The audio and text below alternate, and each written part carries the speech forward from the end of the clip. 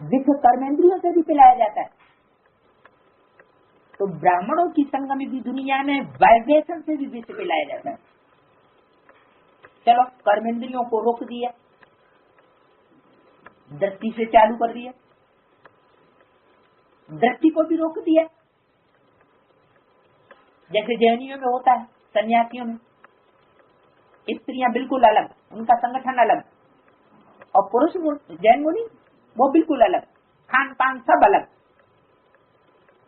फिर क्या होता है, दृष्टि से भी रोक दिया तो क्या करते हैं, वो वाइब्रेशन से शुरू कर देते हैं। तो चाहे वाइब्रेशन का हो, चाहे दृष्टि का हो, चाहे वृत्ति का हो, चाहे कर्मेंद्रियों से हो,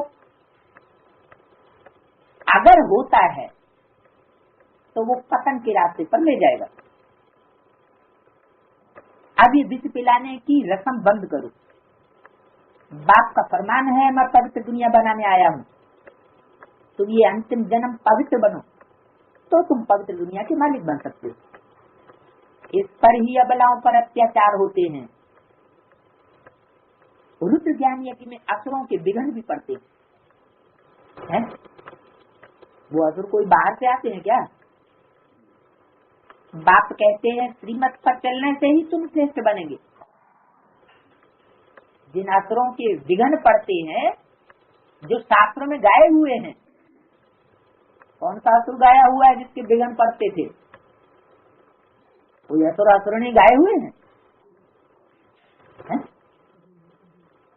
अकासुर बकासुर, उन्होंने विघ्न डाला ये कि रामायण में कथा आती है कि विश्वामित्र जी ने जब यज्ञ करते थे तो असुर उसमें विघ्न डालते थे, ताड़का राक्षसी और मारीच। लेकिन ये थे कौन सी कुल के? रावण कुल तो था, रावण तो नाम दिया, लेकिन रावण कौन से वर्ण का था? ब्राह्मण था ना। तो वो बातें अभी रिपीट हो रही है।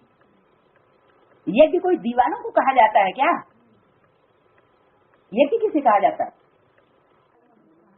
संगठन को यज्ञ कहा जाता है। ब्राह्मण माना पवित्र, तो जो पवित्र रहता है उसको यज्ञ कहा जाता है। पवित्रों की यज्ञ को उसके संगठन को यज्ञ कहा जाता है। ऐसे तो सन्यासी भी बहुत से ऐसे पवित्र होते थे यज्ञ आदि में। सन्यासियों का जब धर्म शुरू हुआ तो पवित्र सन्यासी नहीं होते थे, तो उनका संगठन क्या? यज्ञ हो गया। यज्ञ माना ज्ञान। कौन सा यज्ञ है? ज्ञान यज्ञ। ज्ञान कौन सा यज्ञ है? ज्ञान यज्ञ। तो ज्ञान यज्ञ में असुरों के विघ्न पड़ते हैं। न ज्ञान की बातों का प्रचार प्रसार होने देंगे और न खुद उसमें आगे बढ़ेंगे, न बढ़ने देंगे। ज्ञान कहाँ से आता है? ज्ञान ईश्वर से आता है। अज्ञान रावण से आता है, अनेक मुखों से। तो अनेक मुखों से जो बातें आएंगी, मीटिंग में जो बात साबित हो जाएगी अनेक मुखों से, तो अनेक मुखों से जो बातें आएंगी, मीटिंग में जो बात साबित हो जाएगी, पास हो जाएगी अनेक मुखों के द्वारा, उसको तो मानेंगे। और जो एक मुख की बात है, श्रीमत की, श्रेष्ठ से श्रेष्ठ मुख की जो बात है, उसको नहीं मानेंगे। तो ज्ञान का पोषण हुआ या विध्वंस हुआ? ज्ञान की बातों में विघ्न डाला, क्योंकि ज्ञान सिर्फ ईश्वर के मुख से आता है, अज्ञान अनेक मुखों से आता है। तो रुद्र ज्ञान यज्ञ में असुरों के विघ्न पड़ते हैं। इसलिए क्या गायन है? विनाश ज्वाला कहाँ से प्रज्वलित हुई? इसलिए यज्ञ कुंड से विनाश ज्वाला प्रज्वलित हुई। बाप कहते हैं श्रीमत पर चलने से ही तुम श्रेष्ठ बनेगे। इतना समय तुम आसुरी मत पर अर्थात 5 भूतों की मत पर थे। कितना समय है? जितना भी समय तुम ब्राह्मण नहीं बने, ब्रह्मा की औलाद प्रैक्टिकल में नहीं बने, भाई बहन नहीं बने, तब तक तुम कौन सी मत पर थे? है? रावण की आसुरी मत पर थे।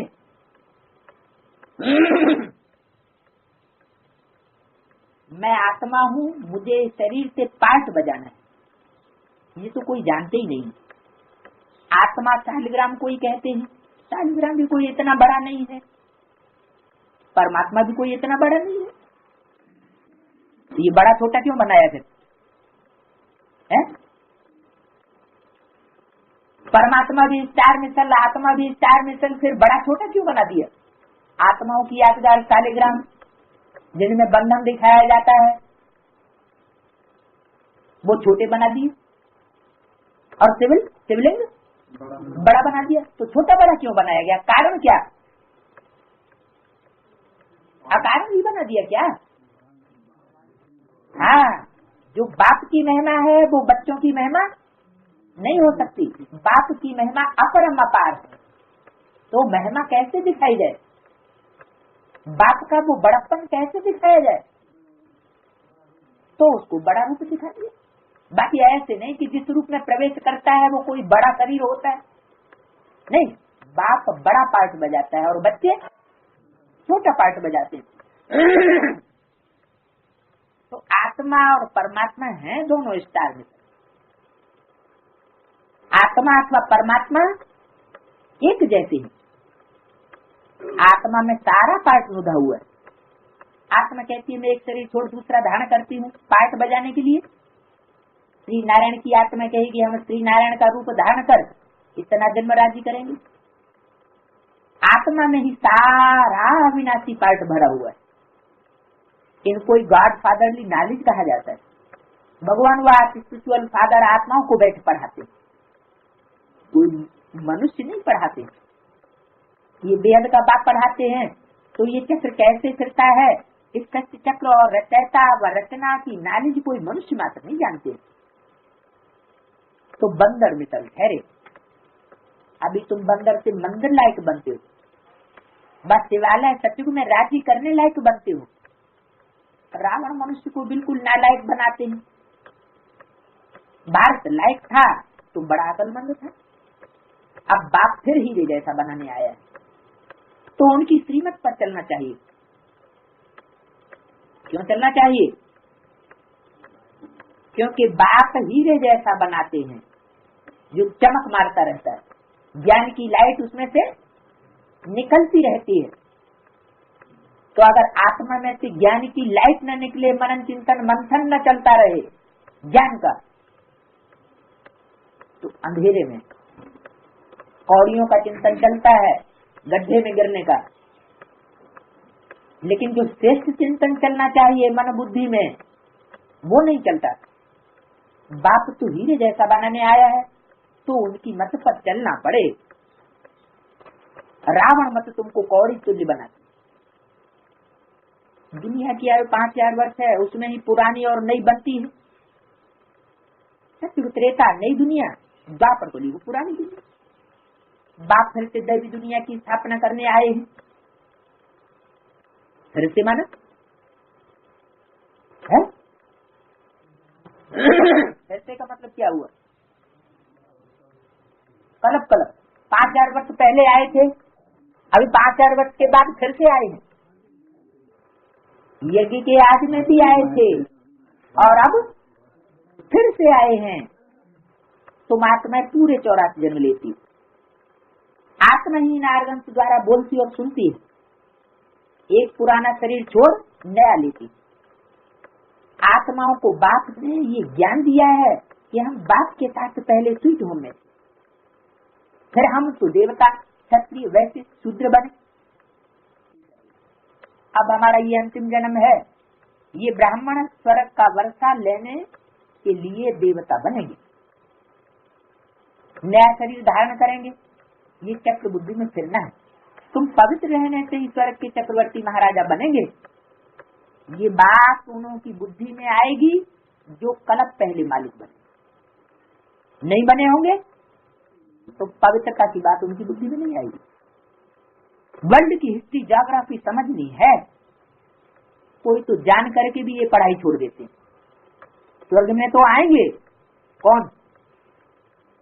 जो ये ज्ञान जान लेते हैं, जानकारी ले लेते हैं, जान लेते हैं, फिर छोड़ देते हैं, वो स्वर्ग में तो आएंगे। परंतु योगी वन विकर्म विनाश नहीं किए, तो सजा भोगनी पड़ेगी। स्वर्ग में आएंगे परंतु प्रजा में भी कम पद पाएंगे। स्वर्ग में पहले पावन महाराजा महारानी थे, वही फिर पतित राजा रानी बने। अब तो वो भी राजा रानी नहीं है, फिर अभी बाप द्वारा पावन राजा रानी बन रहे हैं। ये ईश्वरीय नॉलेज निराकार बाप ही पढ़ाते हैं। ये साकार में ब्रह्मा भी उस निराकार से ही सुन रहा है, निराकार से नहीं सुन रहा। ये साकार में ब्रह्मा भी उस निराकार से सुन रहा है। उस दूर क्यों कर दिया है? ब्रह्मा के तन में ही तो बैठा हुआ है बोलने वाला। जब ब्रह्मा के तन में बैठा हुआ है तो उस क्यों कर दिया? नजदीक होना चाहिए कि दूर होना चाहिए? ये संगम युग की बात बताई, विशेषता बताई कि ये साकार में ब्रह्मा जो है वो भी किससे सुनता है? निराकार बाप से ही सुनता है। यानी निराकारी स्टेज में रहने वाला बाप ही, वो जो ब्रह्मा की सोल है जो शरीर छोड़ देती है, शरीर छोड़ने के बाद किसी साकार तन का आधार लेती है। कैसा साकार तन? जिसने अपना तन अर्पण कर दिया। किसको अर्पण किया? शिव को। शिव लेता है क्या? उसको यूज कौन करता है?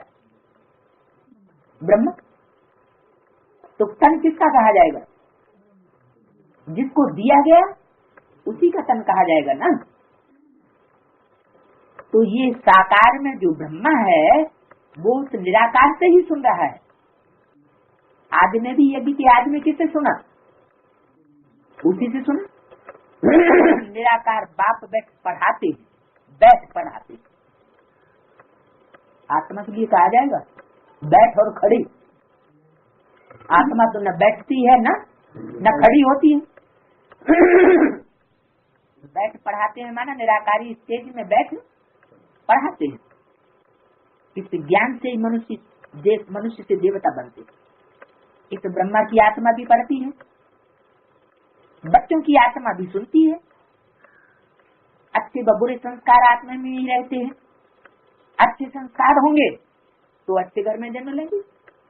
कई पढ़ते पढ़ते फिर कॉलेज भी छोड़ देते हैं, माया अपनी तरफ खींच लेती है। एक तरफ है रावण की मत और दूसरी तरफ है राम की मत। रावण की मत माना अनेक मुखों द्वारा ली हुई मत, और राम की मत माना एक मुख द्वारा ली हुई मत। इस अंतिम जन्म में राम की मत पर चलना है। क्या ये नहीं कहा कृष्ण की मत पर चलना है या नारायण की मत पर चलना है या शंकर की मत पर चलना है? नहीं, किसकी मत पर चलना है? राम की मत पर चलना है। रावण की जीत होने से अभी उधर चले जाते हैं। क्या उधर क्यों जाते हैं? अभी रास्ता कसी चल रही है तो रास्ता कसी में रस्सी कभी राम की पाला में खिंच जाती है और कभी रावण की पाला में खिंच जाती है। जब रावण की पाला में खिंच जाती है तो समझते कि रावण ही ज्यादा बलवान है, भगवान कुछ नहीं। तो जब उस तरफ खिंच जाते हैं फिर राम से दुश्मन बन पड़ते हैं। क्या उनके लिए सजा बहुत कड़ी है। किनके लिए? जो रावण की पाला में खिंच जाते हैं और फिर बाप के ट्रेटर बन जाते हैं। तुमने राम की शरण ली, फिर अगर ट्रेटर बन रावण की शरण ली तो राम की निंदा करेंगे।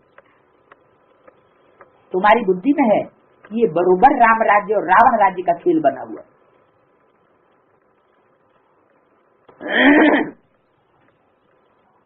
एक तरफ कहा है तुम बच्चे बाप की शरण में आए हो, फिर कहते हैं तुम बच्चे कोई शरण में थोड़े ही आए हो, बाप तुमको आकर के अपना बनाते हैं। ये दो बातें क्यों होगी? तुम बच्चे शरण में नहीं आए हो, बाप ने आकर के तुमको शरण में नहीं लिया, बाप ने आकर के तुमको अपना बनाया। शरण में कौन आते हैं? विभीषण। दुश्मन की जो पाला का होता है वो शरण में आता है। विभीषण के लिए कहा कि शरण में आए, दुश्मन को शरण लेनी पड़ती है। तो क्या हम सब बच्चे दुश्मन हैं? शरण में आने वाले क्या दुश्मन हो गए? नहीं। अरे शरण में किसकी आते हैं? एक तो सारी दुनिया में राज्य किसका है? रावण का राज्य। तो जब सारी दुनिया में रावण का राज्य है तो किसकी शरण में जाना पड़ेगा?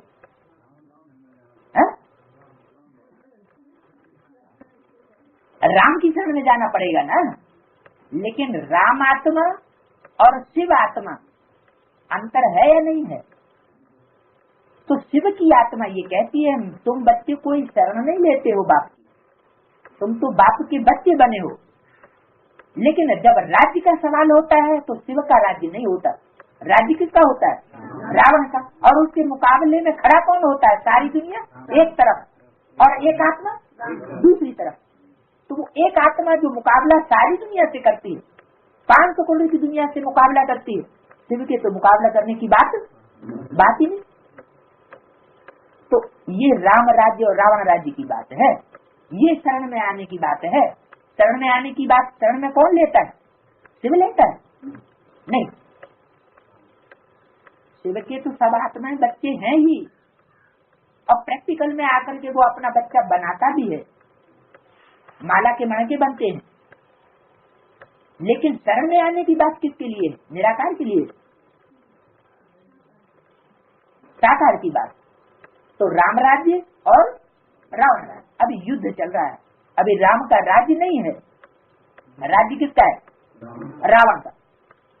मधुबन में भी माया रावण आता है या नहीं आता है? मधुबन में भी माया रावण आता है। ऐसे नहीं कि उसके लिए दरवाजा खुला हुआ नहीं है, उसको मुक्ति जीवन मुक्ति का वर्षा नहीं लेना है क्या? रावण को मुक्ति का वर्षा मिला या नहीं मिला? मिला ना। तो वो आएगा नहीं? आएगा।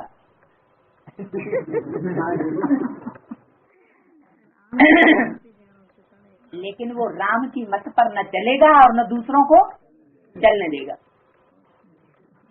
तुम्हारी बुद्धि में है कि ये बरोबर है, राम राज्य और रावण राज्य का खेल बना हुआ है, इसमें कोई सच्ची बात नहीं है। सत्युग सतो प्रधान, त्रेता सतो, फिर द्वापर रजो, कलयुग तम। तुम अभी सतो प्रधान में जाएंगे। क्या कहा? तुम सतो प्रधान में जाएंगे, तुम तमो प्रधान के संग में आकर के तमो प्रधान पार्ट शरण में जाने का, रावण की शरण में जाने का नहीं बजाएंगे। बल माया रावण भी आता है रूप धारण करके, लेकिन तुम उसके चंदे में नहीं आवेंगे। बाबा आकर के सतु प्रधान बनाते हैं, फिर 16 कला से 14 कला में आना है। फिर रावण के संग में कलाएं कम होती जाती हैं। कलाएं भी किस लिए कम होती हैं? रावण के संग में आते हैं, अनेकों के संपर्क में आते हैं, अनेकों की बातों में आ जाते हैं। सुनी सुनाई बातों से भारतवासियों ने भी दुर्गति पाई। अभी कलयुग में कोई कला नहीं रही। सब कहते हैं हम पतित भ्रष्टाचारी हैं, पतित दुनिया का विनाश होना है, पावन दुनिया स्थापन हो रही है। कौन सी दुनिया स्थापन हो रही है? धाम कौन सा बन रहा है? घर कौन सा तैयार हो रहा है? घर परिवार, पावन घर परिवार, उसकी यादगार कोई बनी हुई है? पावन घर परिवार की यादगार बनी हुई है कोई? भूल गए? दिलवाड़ा मंदिर, वो तो तपस्या धाम बना हुआ है। शिवालय घर घर में, गांव गांव में शिवालय बने हुए हैं, शहर शहर में शिवालय बने हुए हैं। तो पावन दुनिया स्थापन हो रही है। बेहद का बाप बच्चों को जान सकते हैं। अभी तुम भगवान के घर बैठे हो, कहाँ बैठे हो? भगवान की घर। शिवालय में बैठे हो कि वैश्यालय में बैठे हो? शिवालय में बैठे हो। चेकिंग करते रहना दृष्टि वृत्ति कृति की। तुम ईश्वरीय परिवार ब्राह्मण ब्राह्मणियां यहाँ बनते हो तो फिर तुम स्वर्ग में देवता बनेंगे। क्षत्रिय वैश्य शूद्र ये चक्र है। चक्रवर्ती तुम ब्राह्मण हो, राजयोग सीख ज्ञान धारण करने से चक्रवर्ती राजा रानी बनेंगे। क्या कहा? राजयोग सीखेंगे और ज्ञान धारण करेंगे। सिर्फ ज्ञान सुनने सुनाने की बात नहीं, अपने अंदर धारणा करने की बात है तो चक्रवर्ती राजा रानी बनेंगे। तो पुरुषार्थ कर स्वर्ग में ऊंच पद पाना है। अच्छा, मीठे मीठे सिकिले बच्चों प्रति माता पिता बाप दादा का याद प्यार गुड मॉर्निंग। रूहानी बाप की रूहानी बच्चों को नमस्ते। आज है 11/93 की अव्यक्तवाणी। आज सर्व बच्चों की दिलाराम बाप अपने चारों ओर के सर्व राज दुलारे बच्चों को देख रहे हैं। हर एक बच्चा दिलाराम के दुलार का पात्र। ये दिव्य दुलार, परमात्मा दुलार कोटों में कोई भाग्यवान आत्माओं को ही प्राप्त होता है। क्या कोटों माना? करोड़ों। करोड़ों हैं संदेश लेने वाले ईश्वरीय ज्ञान का। लेकिन दिलाराम के दुलार का पात्र सब नहीं बनते। क्या नाम दिया? दिलाराम। दिल को आराम देने वाला। दिल अंदर अंदर खाता रहे तो आराम कहेंगे? नहीं। अनेक जन्म आत्माओं व महान आत्माओं द्वारा दुलार अनुभव किया।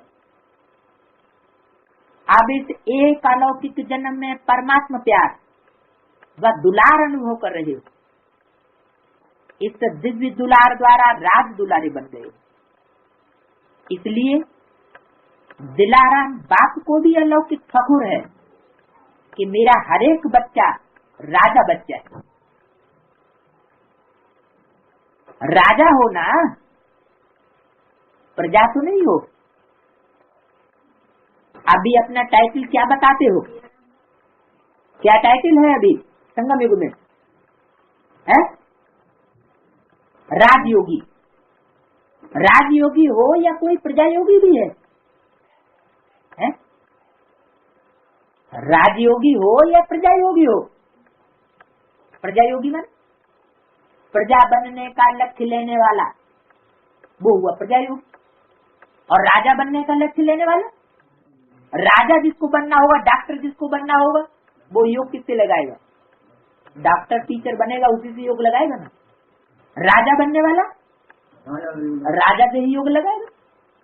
श्रेष्ठ का श्रेष्ठ के साथ मेल होगा, कीच कीचड़ में जाकर के मिलेगी।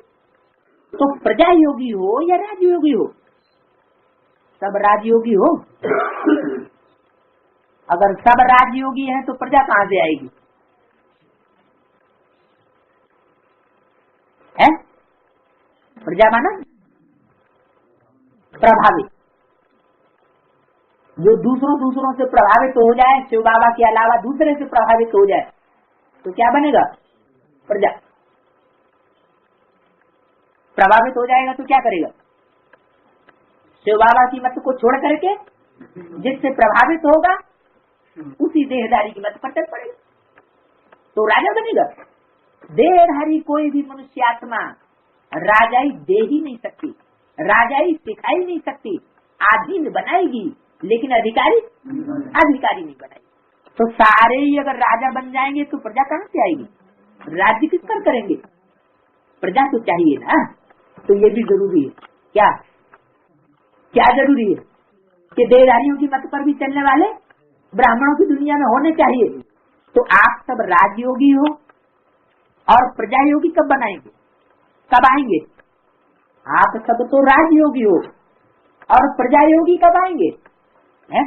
आएंगे कि नहीं आएंगे? वो भी आएंगे। कब आएंगे? बाद में आएंगे या पहले आएंगे? वो भी आएंगे ना। माना अनेकों की मत पर चलने वाले भी आएंगे, अनेकों से प्रभावित होने वाले भी आएंगे। राज दुलारे अर्थात अब के भी राजे और भविष्य के भी राजे, डबल राज्य है। सिर्फ भविष्य का राज्य नहीं है। भविष्य के पहले अब स्वराज्य अधिकारी बने तो अपने स्वराज्य के राज कारोबार को चेक करते हो, जैसे भविष्य राज्य की महिमा करते हो। एक राज्य, एक धर्म, सुख, शांति, संपत्ति संपन्न राज्य है। ऐसे है स्वराज्य अधिकारी राजे, स्वराज्य के राज कारोबार में ये सब बातें सदा हैं। एक राज्य है अर्थात सदा मुझ आत्मा का राज्य इन सर्व राज्य कारोबारी कर्मेंद्रियों पर है। वह बीच बीच में स्वराज्य के बजाय पर राज्य अपना अधिकार तो नहीं करता। पर राज्य है माया का राज्य। पर राज्य की निशानी है पराधीन बन जाएंगे। स्वराज्य की निशानी है सदा श्रेष्ठ अधिकारी अनुभव करेंगे। पर राज्य पर पराधीन और परवश बन जाते हैं। जब भी कोई अन्य राजा किसी राज्य पर अधिकार प्राप्त करता है तो पहले राजा को कैदी बनाता है। क्या? पहले उसको बंधन में डाल देगा अर्थात पराधीन बनाता है। बंधन कौन सा डालेगा? मुख बांध देगा, सुनाना नहीं। हाथ पांव बांध देगा, वहां जाना नहीं। आंख बांध देगा, किसी को देखना नहीं। जिभ्या बांध देगा, कुछ खाना पीना नहीं। तो पहले कैदी बनाता है। जो खिलाए, जो पहनाए, हाथ हथकड़ी पैंट बेड़ी, तो पहले कैदी बनाता है। तो चेक करो कि एक राज्य है कि बीच बीच में माया के राज्य अधिकारी। सुराज्य अधिकारी आप राजाओं को व आपके कोई भी कर्मेंद्र रूपी राज्य कार्यवाही को परवश तो नहीं बनाए देते हैं। कौन? माया के राज्य अधिकारी। तो एक राज्य है वह दो राज्य हैं। दो राज्यों में तो नहीं चलते, दो की राजाई के अंदर तो नहीं चलते। आप सुराज्य अधिकारी का लॉ और ऑर्डर चलता है, बीच बीच में माया का भी ऑर्डर चलता है। साथ साथ एक धर्म, धर्म अर्थात धारणा। तो सुराज्य का धर्म व धारणा एक कौन सी है? पवित्रता। मन, वचन, कर्म, संबंध, संपर्क, सब प्रकार की पवित्रता इसको कहा जाता है। एक धर्म अर्थात एक धर्म। स्वप्न मात्र, संकल्प मात्र भी अपवित्रता अर्थात दूसरे की धारणा न हो, दूसरा धर्म न हो। क्योंकि जहाँ पवित्रता है वहाँ अपवित्रता अर्थात व्यर्थ व विकल्प का नाम निशान नहीं होगा। ऐसे समर्थ सम्राट बने हो व ढीले ढाले राजा हो। कौन से राजा हो कि कभी ढीले कभी सम्राट। अगर अभी छोटा सा एक जन्म का राज्य नहीं चला सकते हो तो 21 जन्म का राज्य अधिकार कैसे प्राप्त करेंगे? संस्कार अभी भर रहे, अब के श्रेष्ठ संस्कार से भविष्य संसार बनेगा। तो अभी से एक राज्य, एक धर्म के संस्कार भविष्य संसार का फाउंडेशन। तो चेक करो, सुख, शांति, संपत्ति अर्थात सदा हृदय की प्राप्तियों के आधार पर सुख है, वह आत्मिक अतीन्द्रिय सुख परमात्मा सुख में राज्य है। कौन से राज्य में चल रहे हो? साधन व सैल्वेशन व प्रशंसा के आधार पर सुख की अनुभूति है, वह परमात्मा आधार पर अतीन्द्रिय सुख में राज्य है। इसी प्रकार से अखंड शांति, किसी भी प्रकार की अशांति की परिस्थिति अखंड शांति को खंडित तो नहीं करती है। अशांति का तूफान चाहे छोटा हो चाहे बड़ा हो, लेकिन स्वराज्य अधिकारी के लिए तूफान अनुभवी बनाने के उड़ती कला का तोहफा बन जाएंगे, लिफ्ट की गिफ्ट बन जाएगी। इसको कहा जाता है अखंड शांति। तो चेक करो, अखंड शांति में स्वराज्य है। ऐसे ही संपत्ति, स्वराज्य की संपत्ति ज्ञान, गुण, शक्तियां हैं। इन सर्व संपत्तियों से संपन्न स्वराज्य अधिकारी हैं। संपन्नता की निशानी है। जहाँ संपन्नता होती है तो संपन्नता अर्थात संतुष्टता। अब प्राप्ति का नाम निशान नहीं, हद की इच्छाओं की अविद्या, इसको कहा जाता संपत्तिवान। हद की इच्छाएं, इस जन्म की अल्पकाल की इच्छा, इस जन्म में तो जो पाना था सो पा लिया, अब हमें कुछ नहीं पाना। पाना है तो कहाँ पाना है? भविष्य 21वें जन्म में, 21 जन्मों में, अभी इस जन्म में कुछ नहीं पाना, तो हद की इच्छाओं की अविद्या हो जाए, इसको कहा जाता। आज है 16/12/93 की अध्यक्षवाणी। हेडिंग दिया है सच्चे स्नेही बन एक बाप द्वारा सर्व संबंधों का साकार में अनुभव करो।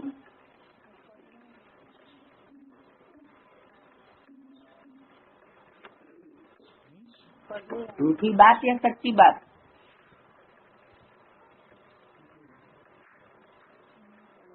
सर्व संबंधों का साकार में अनुभव करो। सच्ची बात कब होगी? साकार में होगा तो सर्व संबंधों का साकार में अनुभव होगा। साकार में होगा ही नहीं तो सर्व संबंधों का अनुभव कैसे होगा?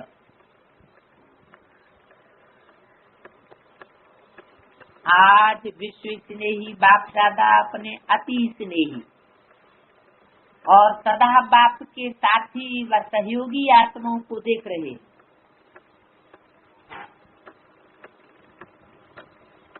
चारों ओर के सर्व ब्राह्मण आत्मा स्नेही अवश्य हैं। स्नेह ने ब्राह्मण जीवन में परिवर्तन किया है। फिर भी स्नेही 3 प्रकार के हैं। एक स्नेह करने वाले, दूसरे स्नेह निभाने वाले और तीसरे हैं स्नेह में समाये हुए।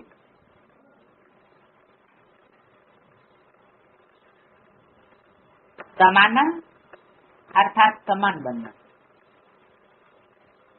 स्नेह करने वाले कभी स्नेह करते हैं, लेकिन करते करते कभी स्नेह टूट जाता है, कभी जुट जाता है। इसलिए समय प्रति समय स्नेह जोड़ने में पुरुषार्थ करना पड़ता है। क्यों? क्योंकि बाप के साथ साथ और कहाँ भी स्नेह, चाहे व्यक्ति से चाहे प्रकृति के साधनों से, कहाँ भी स्नेह संकल्प मात्र भी जुटा हुआ है तो बाप से स्नेह करने वालों की लिस्ट में आ जाते हैं।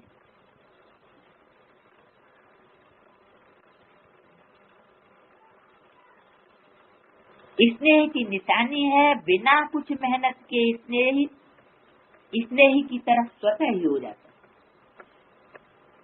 है। स्नेह करने वाली आत्मा का हर समय, हर स्थिति, हर परिस्थिति में आधार अनुभव होता है।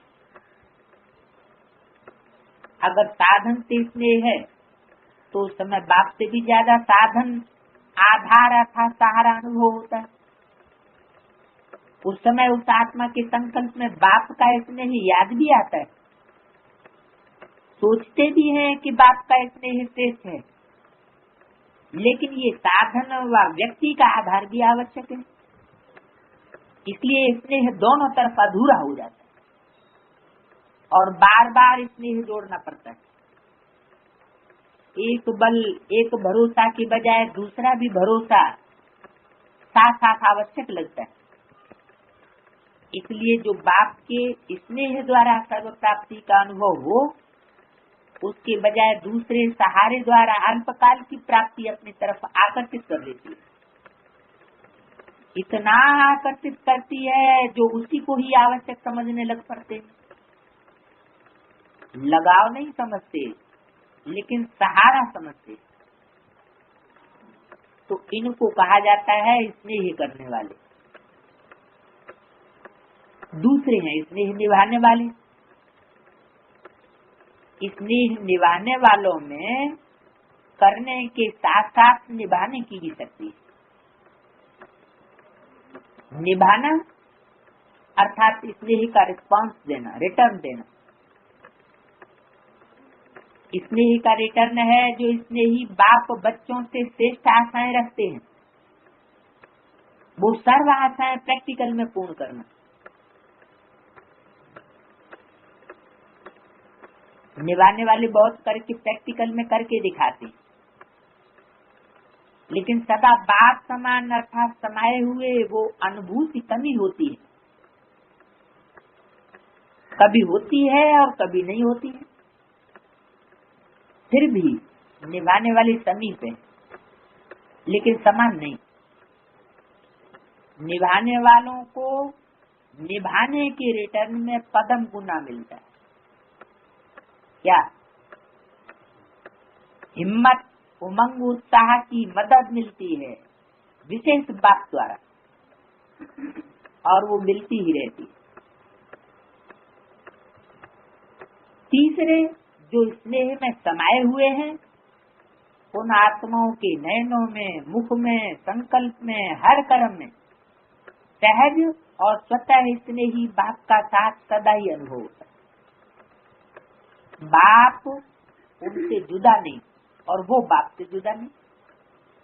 हर समय बाप के स्नेह के रिटर्न में प्राप्त हुई सर्व प्राप्तियों में संपन्न और संतुष्ट रहते, इसलिए और किसी भी प्रकार का सहारा उनको आकर्षित नहीं कर सकता,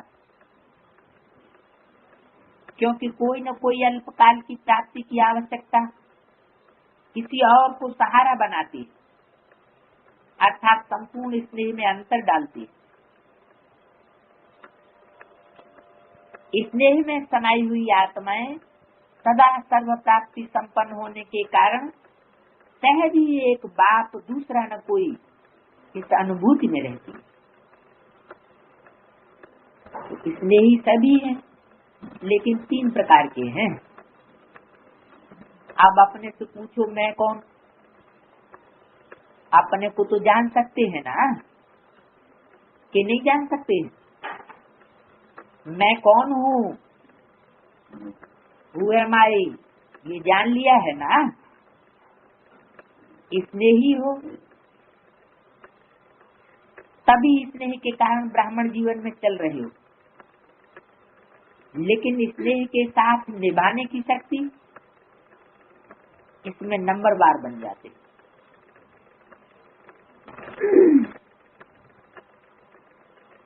स्नेह के साथ शक्ति भी आवश्यक है, जिसमें स्नेह और शक्ति दोनों का बैलेंस है, वही बाप समान बनता है। ऐसे समाई हुई आत्माओं का अनुभव यही होगा। बाप के स्नेह से दूर होना ये मुश्किल है, समाना सहज है, दूर होना मुश्किल है, क्योंकि समाई हुई आत्माओं के लिए बाप ही संसार है। संसार में आकर्षित करने वाली 2 ही बातें होती हैं, एक व्यक्ति का संबंध और दूसरा भिन्न भिन्न वैभवों द्वारा व साधनों द्वारा प्राप्ति होना। तो समाई हुई आत्मा के लिए सर्व संबंध के रस का अनुभव एक बात द्वारा सदा ही होता रहता है। सर्व प्राप्तियों का आधार वैभव व साधन नहीं बनता, लेकिन एक बाप है। साधन व वैभव रचना है और बाप रचयिता है। जिसका आधार स्वयं रचयिता है, उसको रचना द्वारा अल्पकाल के प्राप्ति का स्वप्न मात्र भी संकल्प नहीं हो सकता।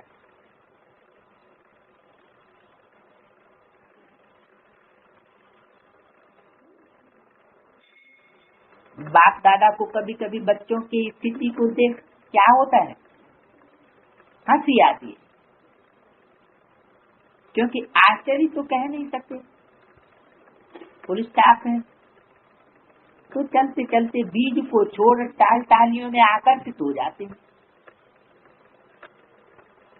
कोई आत्मा को आधार बनाए लेते हैं, कोई साधनों को आधार बनाए लेते हैं, क्योंकि बीज का रूप रंग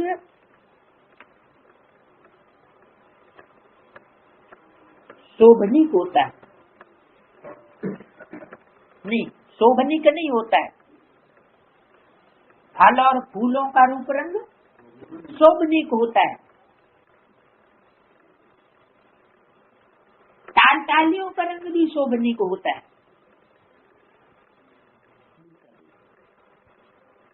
देहधारी के संबंध का आधार देह भान में सहज अनुभव होता है,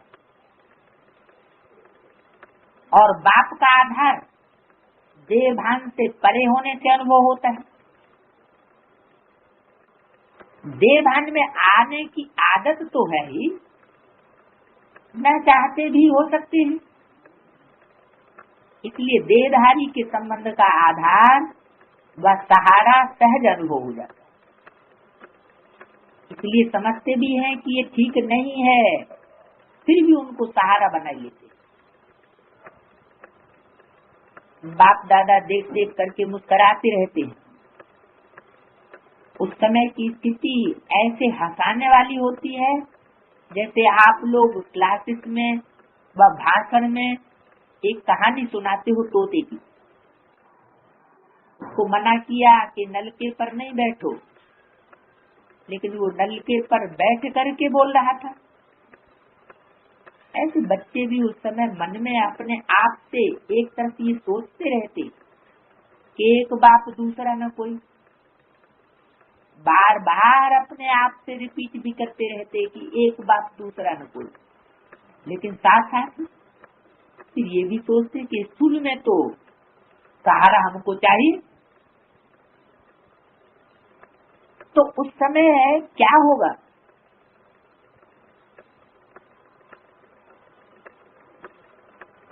हंसी आएगी ना। जब स्कूल में सहारे बनाए लेते हैं अल्पकाल के, तो उस समय माया चांस ले लेती है। बुद्धि को ऐसे परिवर्तन करेगी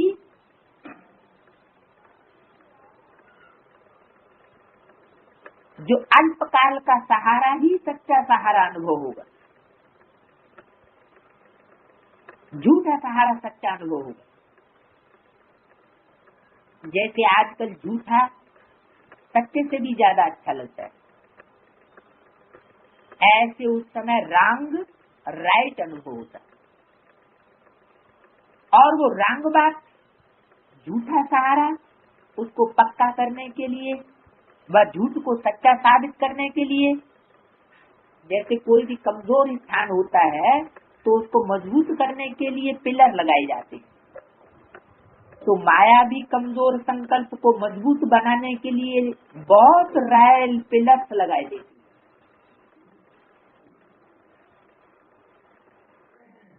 क्या पिलर लगाती है जानते हो? जानते भी हो। यही संकल्प माया देती है कि ऐसा तो होता ही है। कई बड़े बड़े भी ऐसे कर रहे हैं, ऐसे चलते हैं।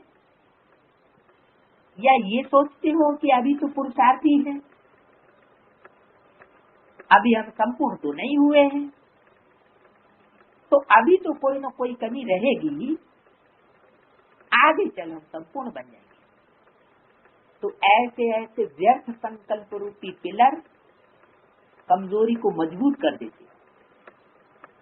तो ऐसे पिलर का आधार नहीं लेना। समय आने पर ये आर्टिफिशियल पिलर धोखा दे देते। सर्व संबंध का सहारा एक बाप सदा बना रहे। इन सर्व संबंधों का अनुभव कम करते हो।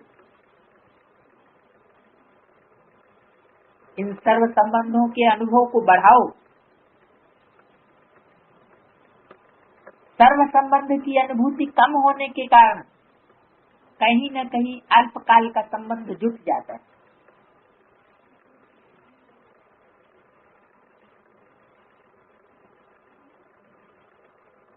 स्थूल जीवन में भी स्थूल रूप का सहारा व हर परिस्थिति में स्थूल रूप के सहयोग देने वाला सहारा बाप है।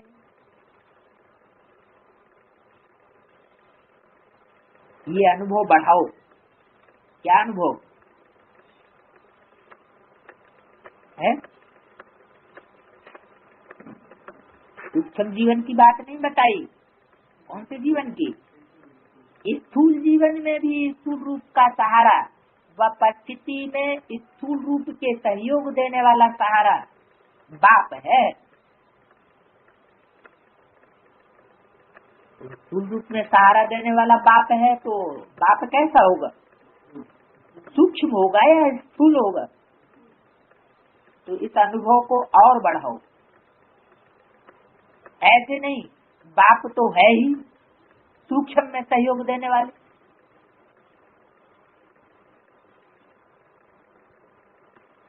वो निराकार है, आकार है, साकार तो है नहीं। ऐसे नहीं समझना। लेकिन हर संबंध को साकार रूप में अनुभव कर सकते हो। संबंध क्या सूक्ष्म में होते हैं, निराकार में होते हैं? सम माना संपूर्ण या समान। समान बंधन तो होता ही है साकार में। एक साकार हो एक निराकार हो तो संबंध हुआ।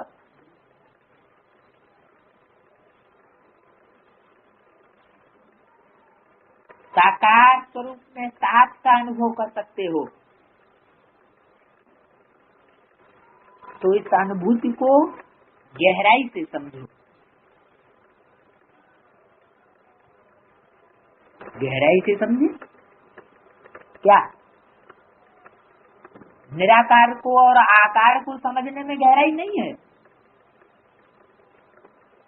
और साकार को और स्थूल बात को समझने में गहराई है।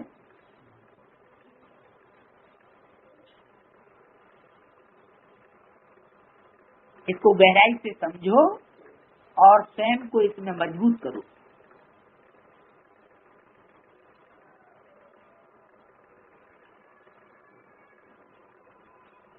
तो ये अल्पकाल के वैभव और साधन अपनी तरफ आकर्षित नहीं करेंगे, न कोई व्यक्ति आकर्षित करेगा। ये कब आकर्षित करते हैं?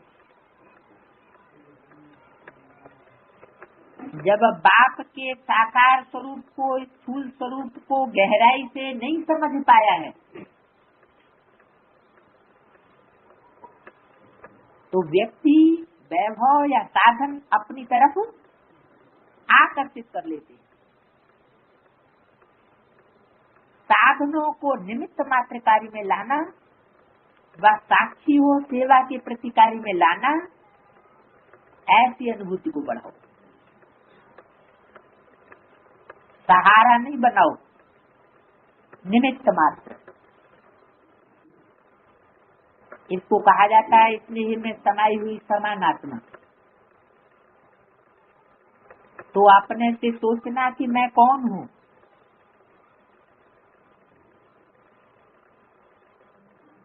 स्नेही आत्मा हूँ, स्नेह को निभाने वाली आत्मा हूँ, या सदा बाप के स्नेह में समाने वाली आत्मा हूँ। सदा स्नेह में समाये हुए समान आत्माओं को, सदा एक बाप से सर्व संबंध का अनुभव करने वाली आत्माओं को,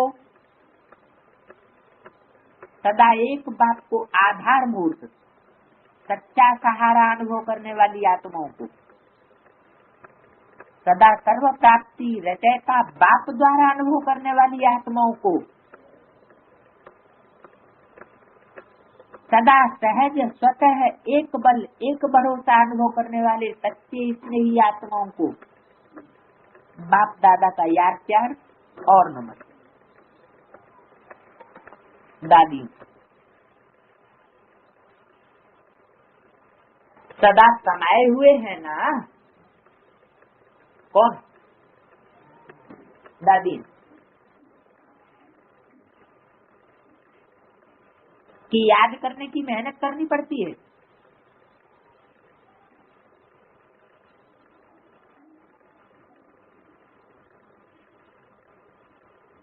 और कोई दिखाई नहीं देता सिवाय एक बाप के।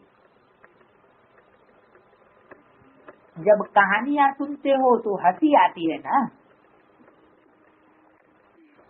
कहानी जब तक चलती है तब तक समझ में नहीं आती। और जब कहानी समाप्त होती है तो सोचते हैं ये क्या हुआ, मैं थी या कोई और था, ऐसे भी सोचते हैं। क्योंकि उस समय परवश होते हैं ना, तो परवश को अपना होश नहीं होता है। जब अपना होश आता है तो फिर आगे बढ़ने का जोश भी आता है।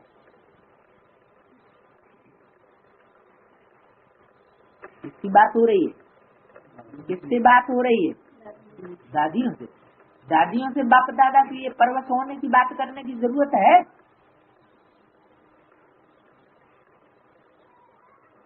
क्या दादियां किसी से परवश हुई पड़ी हैं क्या?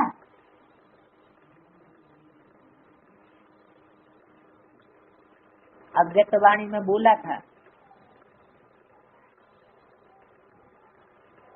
पांडवों को गार्ड बन करके रहना है,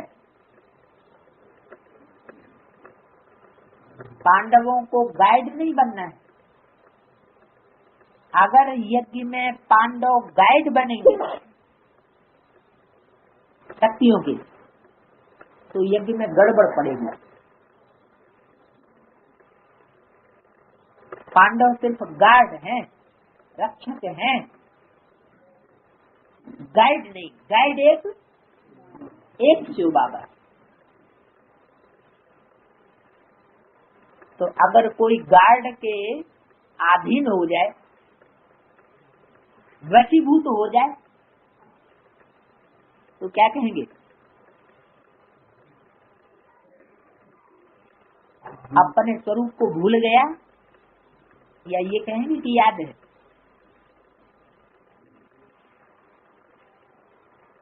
तो परवश को अपना होश नहीं रहता। जब अपना होश आता है तो फिर आगे बढ़ने का जोश भी आता है।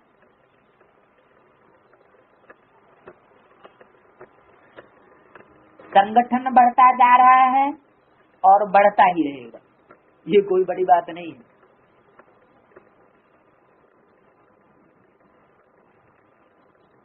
और आप निमित्त आत्मा, ये सब देख देख करके हर्षित होते रहते हैं। क्या देख देख करके? क्या बात देख करके हर्षित होते रहते हो? कि संगठन बढ़ता जा रहा है।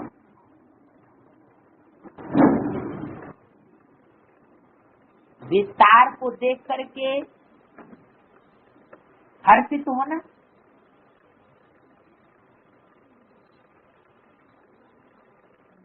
और सार को देख करके हर्षित होना, सच्चाई कौन से हर्षण है? विस्तार में सार छुप जाता है, सार प्रत्यक्ष नहीं रहता। तो सार को देखना चाहिए या विस्तार को देखना चाहिए? आप सब निमित्त आत्मा, ये सब देख देख करके हर्षित हो रहे हो। कौन सी निमित्त आत्माओं के लिए कहा? दादियों।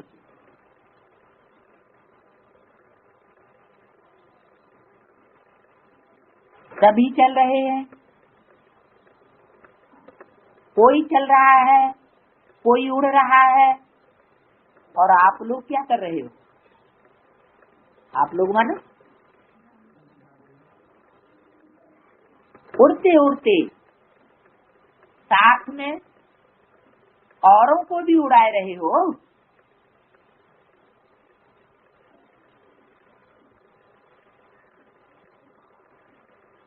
खुद परवश हो, बंधा हुआ हो, तो उड़ेगा और औरों को उड़ाएगा? न खुद उड़ेगा, न दूसरों को न उड़ने देगा। क्या हम भी छूट जाए तब उड़ना? क्योंकि रहमदिल बाप के रहमदिल आत्माएं बन गए, तो बाप को रहम आता है ना, घृणा नहीं आती, लेकिन रहम आता है। और ये रहम ही दिल के प्यार का काम करता है। अच्छा, सब ठीक है, जो भी चल रहा है अच्छे से अच्छा चल रहा है। अथक बन करके सेवा कर रहे हैं ना। निमित्त आत्माओं के अथकपन को देख सब में उमंग आता है। अच्छा, ओम शांति।